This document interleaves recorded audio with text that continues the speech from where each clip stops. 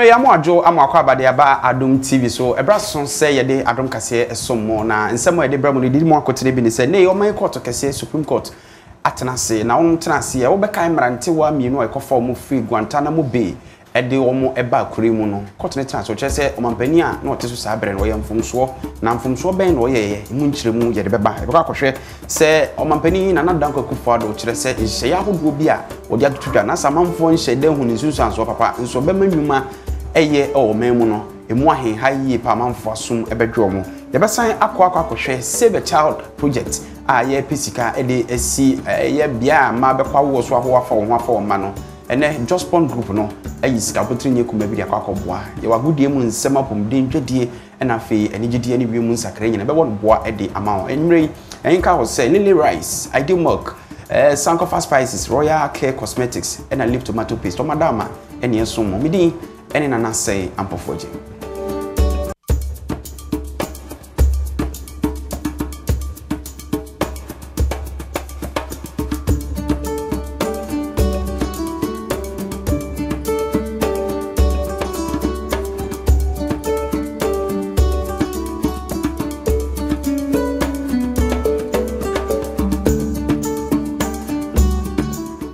Yanshen semna se mfem free oman court kese momanfo beka ya be afe ene nefo kakra ntemuni ena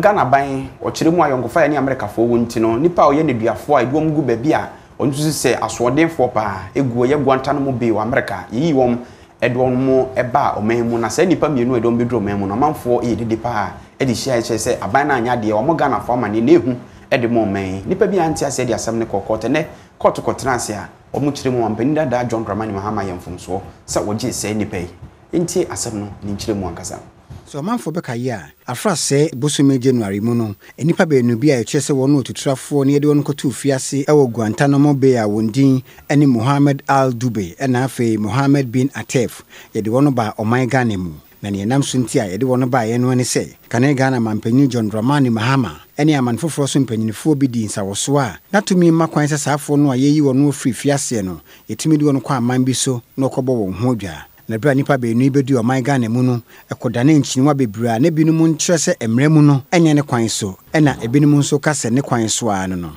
ene ensem oman court batan Supreme Court edi aba betu dwane se kane mampanyin John Dramani Mahama said ya oje penie me edi sa nipa be nu eba oman mu no etia oman Ghana mra abedwafo wonu sin konwatwe ntonto wa asem yi sunu kiremu a oman mra edibu man article 181 no na ekire safo ebetimi di omo aba oman mu no ene se ekomanpanyin ni amanfoforo so mpanyinfo no di nkita ho wieye no na ese ode kotom na sebedwafo nim na abedwafo nso di ho bobo oje penie ansa na ye de safo no aba na nso wedie enya ade a ekoba ne sa Supreme Court asetena wono ko ye no nsinsanso a ebe ekire ni se wono ahye oman yi sa abosume miensa ntemu no wonhwe se nipa baanu yi ho nsem kaye no wode bepiem wo mrahye bedwafie na badwafo di ho bobo agepene se mo no tena oman mu anase enimanimu ya no safo no wonsanso wo nkonsa emfiri oman Ghana mu emfa won kofa ko a wonum free bae. Going forward, there will be clear guidelines as to how we conduct the affairs of the state, which is the distinction between a democracy and a military rule. And that is exactly what has happened today. I'm very happy. I mean, the Americas, the United Kingdoms, and other advanced democracies, we all see and appreciate. You know, the things they do that we appreciate, they never happened overnight. It took decisions like these. For instance, the decisions of Maybury versus Madison, and so many decisions that made America what it is. And so I'm very happy. I think that we are going places, and I'm so grateful to God that democracy that was embraced in 1992 is being advanced in various ways through individual efforts, you know, aside what has been done at the level of government by parties such as Nana Boakye and Mrs. Margaret Bamfo. And so I'm extremely grateful. You're also playing your part. It's also beautiful. We should continue, you know, through such actions in court, you know, to correct errors on the part of state actors. Yemfre no so na yenkonsem fufurumu na yefri court nsem no ne yekodi ebedie so Ghana mampani na nadan kwakufado de atodwa sabosume num a obaye binum ahyase nyamana sepo dwenum yom kesere ne sa se yenhye den hu nsakraye no so o se so fi wani a bohuru de ekoyie pasan se nhye bia na ban no de baaye no enye putupuru enhyehye se eba amobia nkwamu ayde nemum ahyase amane mu he haya ganafo nkankan woni ebidwane ho ka ho no de wono mu ete ho pampa yinti asem no so nto aso. A monetary policy that will stabilize the currency and reduce significantly the cost of borrowing, in addition to a raft of tax cuts, has been put in place to bring relief to and encourage businesses. These interventions are already lowering the cost of doing business and shifting the focus of our economy from taxation to production. We aim also to enhance further the business atmosphere and make Ghana an easier place to conduct business through paperless transactions at our ports and the removal of all internal customs barriers by the beginning of September. Our global village is being buffeted by some stormy adverse winds, vicious terrorism, religious extremism, resurgent populism in the Western democracies, potentially devastating climatic and environmental changes, and growing inequality between the North and the South. In my view, never has the necessity to organize, mobilize, and articulate clearly our values and message been greater. I have no doubt that in doing so, we shall prevail here on in this continent and around the world and create harmony, serenity, and progress to our common planet and our common humanity. Yen friend so na yen consent from mpanimfo se dua bi buto dua bi so ansa na drum kwanse saso no bi so bia betransa no hodwuma abo akyekyede o se benkum dware ni fa na ni fa dware benkum mwa a ebe bobo ye ho sa adase no na ma ye nya hoden e de tena atiasefo asase so beka ya na sentem set kwambo aten hwehwemu okoye fa konfa no che ho ma ne beto dwase e ma ene mfra ewu to sese be wansana e ma nam so ma gyese dwumadie so ko e pa ho ntoma se yenchichi skakra Ghana ba pani Rebecca Kufado di ani mo no eguso a ekoso ye pe tenabre na se dan papa bia e ma be kwa wo so be wo afa wo ho afa wo ma na se dwumadi pe yi esi di opa de pa kokotoko ye na bronti no Jospon group of companies wono mo atisika botini bi mu dupa e di aboa. We have followed everything that is going on, and sitting on the laps of our foundation, that's the Zoom Lion Foundation, which is normally geared towards education and health, we decided to also come and make our widow's mite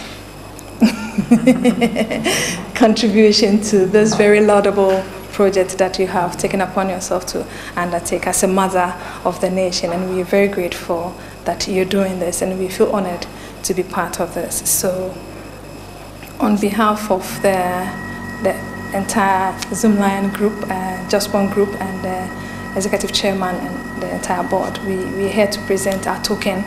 of 50,000 Ghana cedis towards this project, and we pray that God will resource us, and as we go along, whatever intervention we can make as we go along, we will be glad to help. If you want us to clean the entire place for you, we'll do it. I first launched the project a few weeks ago, and I've had many contribute to the project, which is a very important one. I'm sure you saw or heard of the situation in the Komfo-Anokye Hospital,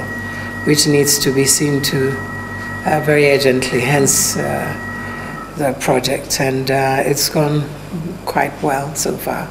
We need to raise 10 million CDs, and so your contribution will help. And we're very grateful to all who've contributed so far, and by God's grace we should finish building in about 3 to 4 months and get it working. So hope we can call on you again with a bigger check.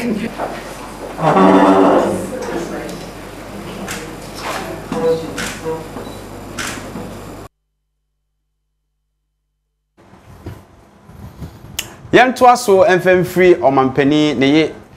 Mama Rebecca Kufado na kache na yenko bronya afmantamu na Brown for Girls Education Unit ena ene wono mo apadwumadie bi hontoma wato the Girls Education Network eno no enhye bi a wode ba bebo ntoa abo brade afa ma entity e wo nwomesua ho anwusu se otete oba watete o mamu nyina ne mo tete be ma no watete nipa kro nti ekwampa be fa so ama ni beka no woni beje na wo benya basoba esombo e wo nwomesua mu wode ahyem kena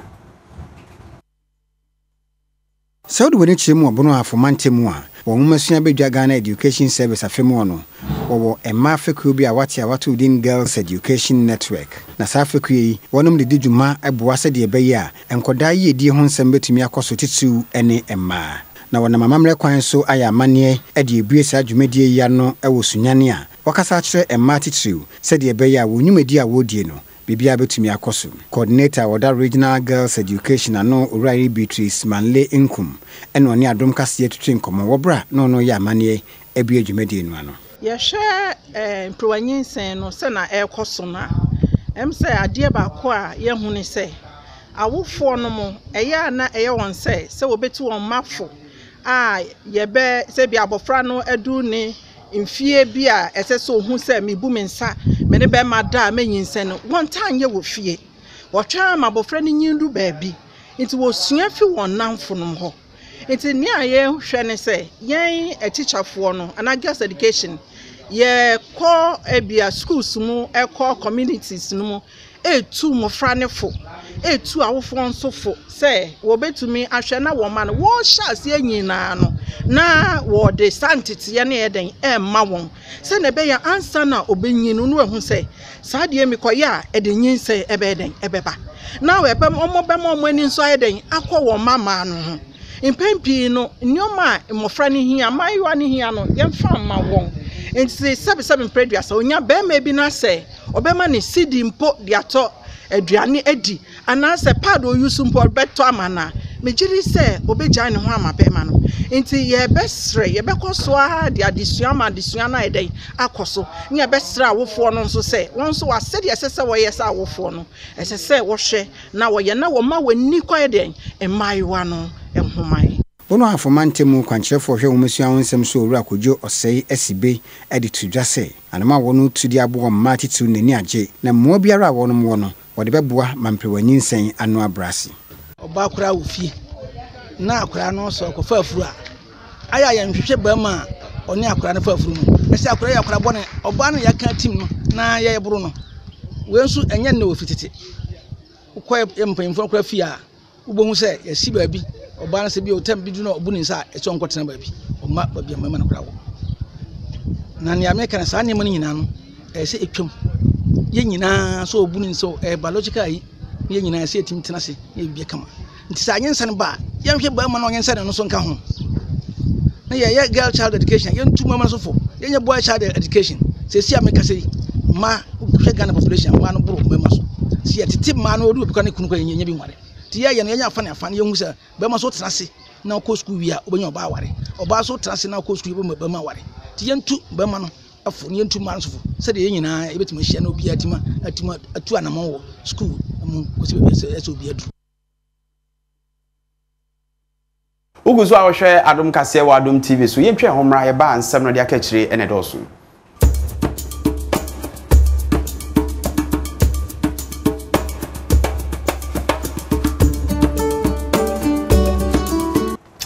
Yamo akwa ba yento ansem no so mfama ye ko asante mantemu nkre firi oba ne se akronforemfo ebi keka won ho na se de esi akwada wo so mane maame na bento ampa ne to da nti no posifo ene omo kayere so mewi akire no obo mienu tuo mu ebuyi afoforo mako be se ensia so wakire won na asante mantemu posifo mpanimfo akire nsemi. On Thursday, the 15th of June 2017 at about 5:45 p.m. Suspects Ibrahim Mahmudu, Kofi Azuma, Isaka Abubakar, and Ali, wielding 2 single-barrel shotguns and a locally manufactured pistol, blocked the Mampong Aguna Highway, laid ambush at the said spots that the robbers had planned to carry out their operations. Whilst at the sports, the police, while at the sports, the 5 armed robbers emerged with 2 of them wielding pump action guns and a locally manufactured pistol. Waiting for the victim to approach. 2 of the suspects immediately shot into the vehicle of the victim when they saw him approaching, but missed him narrowly. The suspect, noticing the presence of police, started shouting. Started shooting into the direction of the police. The police also returned fire, resulting in the instant death of 2 of the suspects.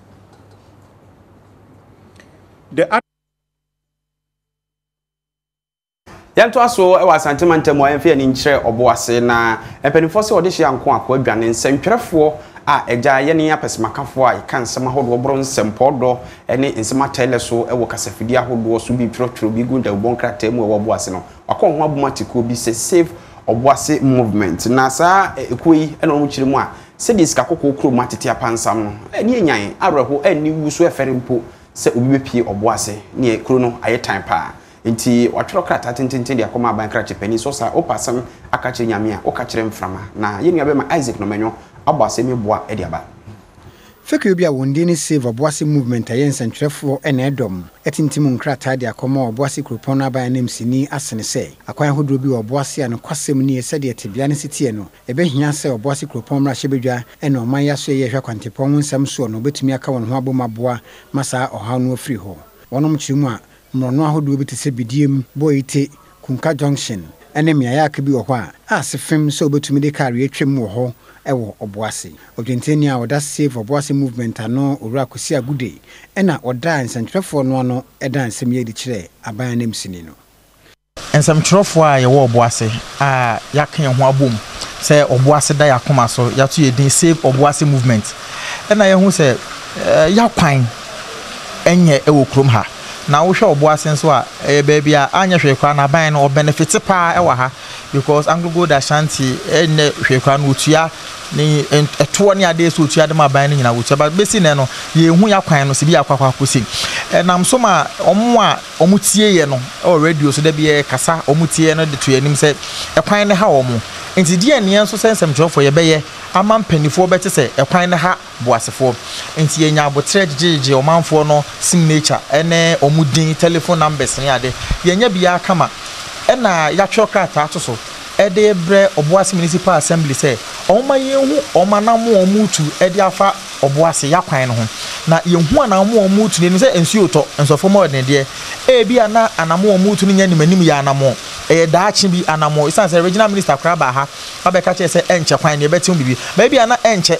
na enye na asem enti se be hu assembly na mo omutu a ne enso ya tena se se ankura bi ne omudi nkomo ne etum maintain kwan ne sesi akoti se aban ba be ye kwan de amabo asefo na ye betumi afaso ya na yetumi afaso nche nti na ye bepie mu ha de krata na bre municipal assembly se oni assembly no ma ye hu botaya ewo mani so e de fa ye kwan no Elijah danse bona a ono no ya aban nem sini ene wono kasa no okanamo a won mutu afa ho wiase no wosan bo won so bo se obra oba ye nimpo ensantwerefo ntumi mba ne na so emmechia no sisi ame no kasa yi ekwan ho na monto bebre pi me ba hakra na me ne anglo good mpanimfo a omoboa me nya o me de in the interim no yenya on ye dia fele portals ni nya roads engineer me ne regional minister ba hakọ bi na hia mienu Ivan can na kra na nka won hihye musen ko bobo ase we nyina ya na montu a yetu nti na me ka se nka bo ba ya ka na montu na nka yetu no ke ka kire ma e bia na nka we ama CCA me ka na me ya adoma bia approvals bi ni mo bia ye pe within abribia ni HRP na me ya adoma na so su be hwe obie nani na ehwe boase man a na bia na mpanifo abon ye na ya kwan ya atete apansam no yetumi aye visa de obi atena ho mfie nwotwe a ya ba bosumi ani de ebe din say obetumi de even bosumi miensanti aya next time mo ebe 100 days bi say dey na yema no yesu ya maw space away the space no ma ye bi but ni nyina eka adwuma no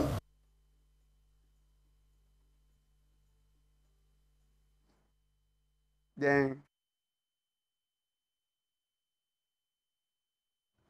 Entu hu se oboasen central for the nia Brititru ni Isaac no menyo one man killer ni e oboa do oboasen important mu a onya dru McLean's joint wona oye ne hu ye wi ade aka nyina central adwuma no nko aye nkoso na ye fa ye ni nkyere achim asene important mu Islamic primary school a wo ho okokohwe omote biem awreho na ba bia nipa etena asuade peso ye dokota na mampani ni dia na asem no asefem pa wonum te mango duase na se de onim se amango ye aduaba ede na mo pade ede so nyina te so nhokwa ne ade na wo mo purugu nkwada ne so no amadesua ayede pa adesuafo a wonum wo achim asene Nuria Islamic School wo brim krosin mu opie mantemu toto asre humasua so ye ene aban se omra mebo mo sia ne se woni nuanom a wonwo class 3 no ade amango duase no tena esuade wonum kiremu a enchensen a egu won suku dan so ni nyinara apa entiama won a won KG ene class 3 ne die ahokyrepa no komu adesuafo bia won ne na ma ne bofo tete nkomo no kiremu a osu mu na dia na asem oba entiaban emeboa wo mu school dan na atu mesra mpenifo se amumbe boan na ntatia no mo wiye esra mpenifo so mboa ya chance dan yenya fufuro ne nkoti na chance dan ne tu mesra mpenifo ne se amumbe boan sese kura yesua dia mboa no ya mo wiye ti yesro mso amumbe boan ye chance dan apai yeti eduana se na yesua dia yesre mpenifo se omumbra omumbe hwe chance dan ne ma yesro mo omuye ni saa ye ni beje yana man bofo no headmaster wo school ni mu Alhassan Muhammadu etwetwe nkomo mo panyini nso de adesade ne bi etoso ana so pai both KG ne primary 3 no na affect school no they can be brave so affect mo saying as to say dem be hu ye nkwalai P3 for no tete mango na se mango duana se ase mbo akra o mango na so a affecting kwala no nsuo so to ade se pon na omoko fie eno nyina niam bebre aya affect ye tiche ni no wo ho no kra no affect omu nyina mbo akra so timi bamponche ne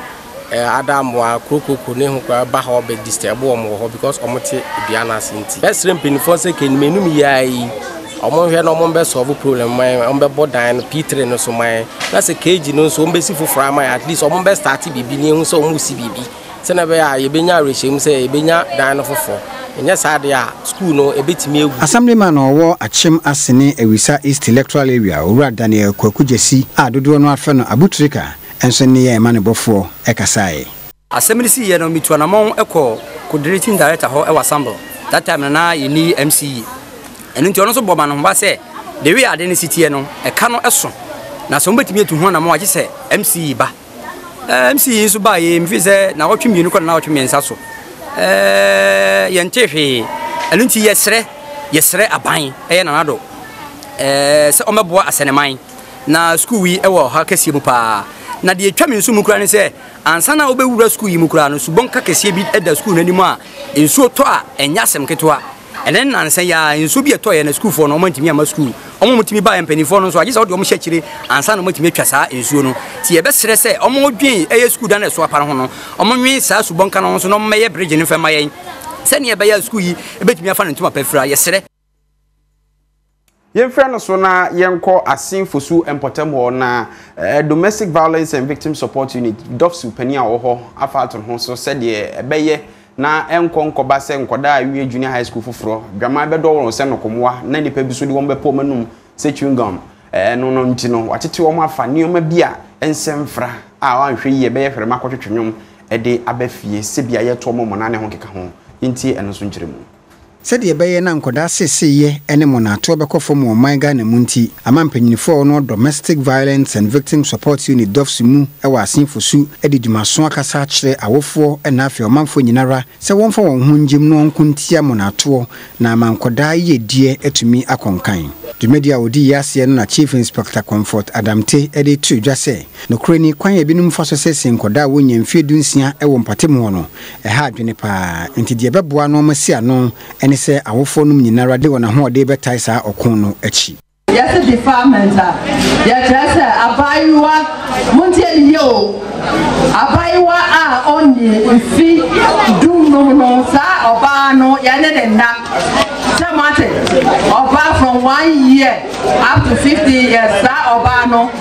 and your bar, Yaneda. It is how we have Bema.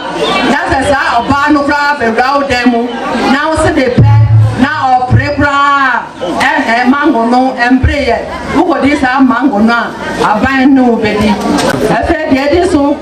rape no, and also, yeah, from 16 years up to any year, 100 years. Who's on the more say, Bram, and pet jam, or so jano, man for so, and Bobo Ataria was shed, and Shana no, now far Nesami, no quality, now Bobono, Ocean and so, now and then that, at Yamra, and we are friend rape. Adom kasiye ene adisuafobia na wono dwumedie no ase etwetwen komo. Lessons we have learned in class will surely help us through the next stage, but we also need to remember that all those formulas, poems, everything we have memorized, they are not the only things that will help us through. We also need to retain the things we have learned other than the academic stuff.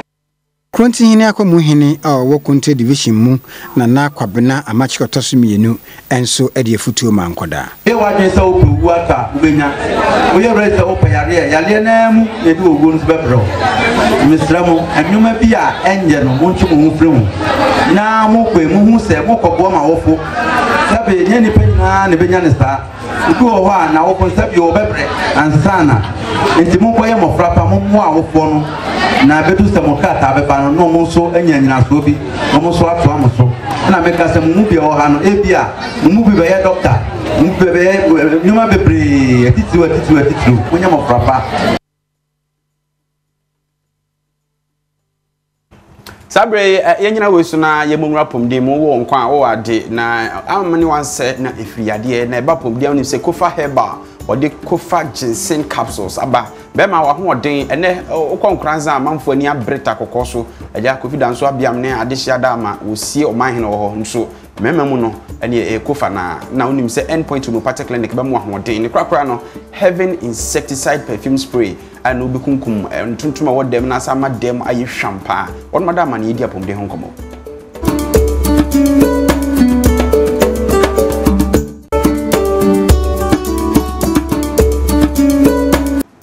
Afe yenwura pomde mu nsem no osofo abedi akire ohwe omen pomde nsem so de atodwa se wo hwe kaya esiwo se bibi simple fremu ana basahare so yemfa mara metabiri nipa no mfa nko eye ambulance ya no kure ni yamyenim ho akwatwe wo man mu nipa so yemu adwuma se ahohie mu aboafo no won soso no won tete yebrakwa no age egu tie ho behia se yebete ani ahwe sanse da bi anhwa na nkwan afayebo.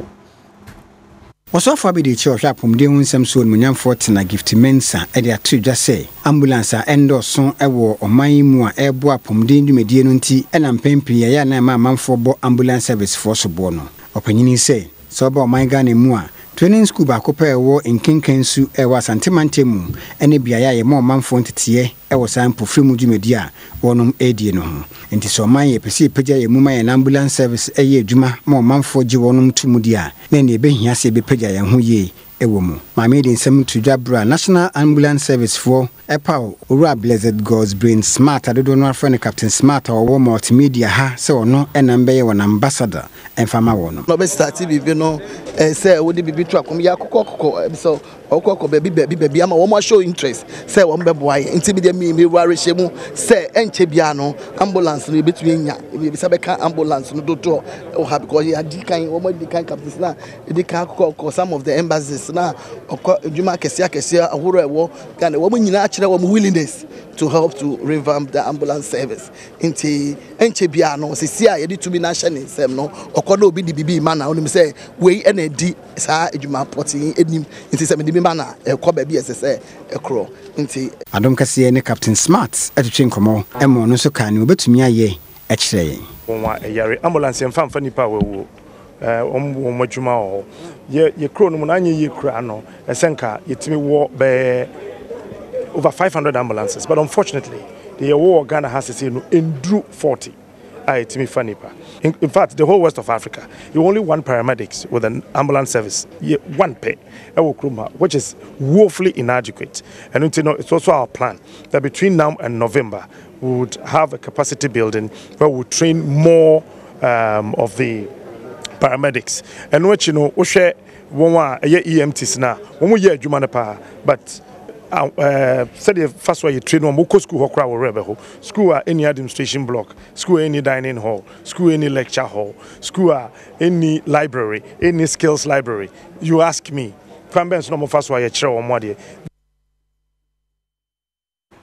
We any the atojan say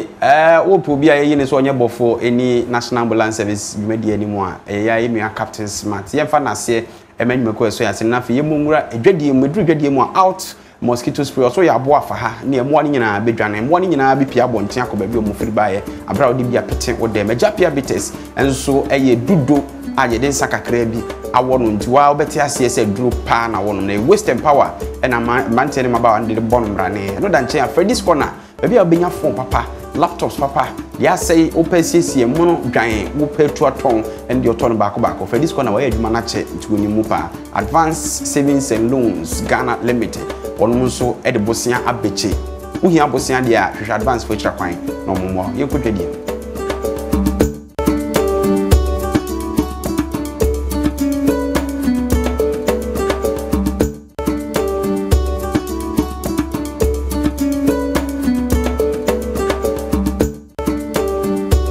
yanko ya nimu na yemumra edwadie mu na sede beye na akuafo kaka kokku akuafo dwumadie be konkan nti waye dwumadie sonko bi adwumako bi apaw edro fufuro bi a wato din crop doctor ene afidie dadie nantefo bi anana miensan bi fufuro kra ose friend couple achese beboa makokku akuayo ene kuayo ankasa etimi etu empon yentie asemdei nkyire mu ankasa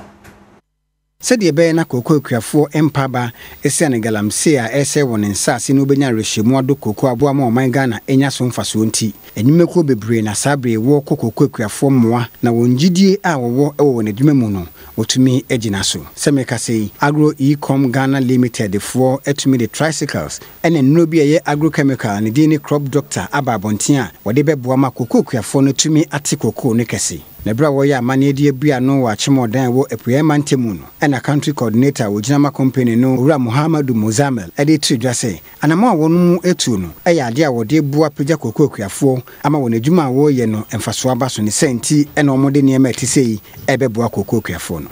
of operating their own farm shops in the various communities in Ghana. We have also demonstrated alternate livelihood programs. So when the cocoa is not there, you always have something to live on. And this can be in the form of maize, cassava, snail rearing, etc. Adom Kassier Tribe koko akuafo no bi ne won kasa mebinu mu a empofiri mu a wode won re hye mfidie ne mu no e kire ne enti a wo mo nya anigye e wo niema no jalo adwuma ne de no kwa nyame anim wo papa na wintimi nkase wo sen wo papa na ke be kasa amajaro po ose Ghana ban ebi se obaye no obekire yen koko entwitwamu se ne ebetwitwamu ni dua ekwan ye emfa so ti se nnua kura ye de bi dua ye koko mu kura no amajero ema ye ntete ye ewo ho eno boa ye pa afi ni nyine mu no so no amajero esen kura ye nse ne ma ye nnua ba ne ade ense nti no odi muro ye den edom ye nti amajero de ye ntimi nkase wose ye mayade afi bia omulanche maye bonus premium no na afie we de ya hu se mama aburu ye sokra tambia hu se nipa kakra bi na ani ebehia sa omulanche bi sika bi amanya se me fan se bonus na afie de mama aburu ye sopa bi se mi se aduma no omani wom se yanso ya be ye ho ne ya ye na hye nkran na je se ko adwuma ne ya ye no yanso ya ne age na ya hye mu kan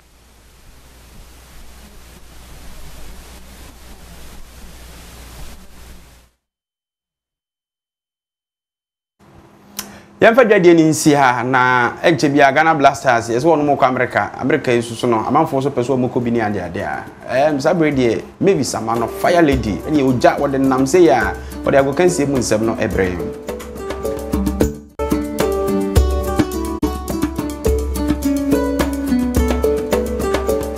about the ba agokansie so na chocho tea boafo herbal kasaprekwa lomo bitters cowbell coffee ene ebo mechi do ma me de ensem no abrewo na yenkonsem no mudia ene dey wo mo alanche eye President Kapa Fibia womo ede hihye so ema omampanyin ebetena siginedwa na bibia akonkan no eno eneyi yese ebe akopie mu ewo kumase emontene so na Galka chairman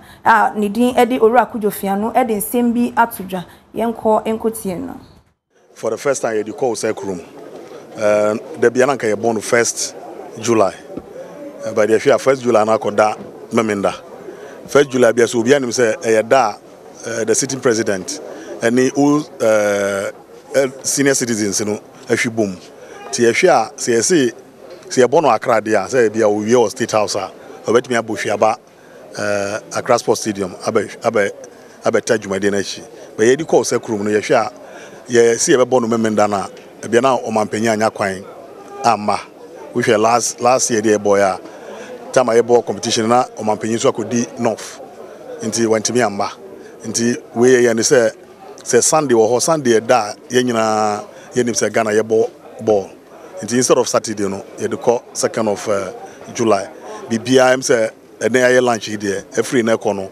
ye be ka ho asema akopim time ye be ball on the 2nd am say ye the trophy na be kire ye the sponsors so abekire mu UBA being the headline sponsors your old friends they be say old friends are the best ANFD ewo and the start times Owura Kudjofia no Galka for chairman ena mote ne nka ode ensem no atudwa no na ene Black Stars wo muguso ahoboabo a wo mo esiesie akobo friendly matches no ewo USA month ne so no wo mo ede ahoboabo a esiesie yesi ensem abetodwa say ya drop players ni bi Felix Anan no ne ade no ye communication director edema GFA no Sanidara o say enye no kra bibia sa NC emu hwa no yesanso Asia Samwaja na ne twetwe nkomo kakwa ebisa ne nsem efa eye ne new team na yesi Turkey team bi epe no o se enya amaso batogusua ede nani cheche baabi ehwe na enche bia no baabi obekọ no obema Ghana for asonwate. As I always say, you need to come closer to the person and ask the person what everything is about, but at the end of the day I haven't come up with any final decision, so definitely there are more offers on the table, but we'll see what happens at the end of the day. Tea, Casapreco, Alomo Bitters, Cowbell Coffee, Boafo Herbal say, Male, Bopa, Pasue, one more, and a woman chido mammy day a year, and Casey Munsem no Ebre with Sarah Parry, or no, and a director here, na Sergio Manucho, associate producer, me mammy by. Oh, Nana, I do down quite a year papa be, Mavis, a man of fire lady, adorable lady, and I'm been sent me, bro.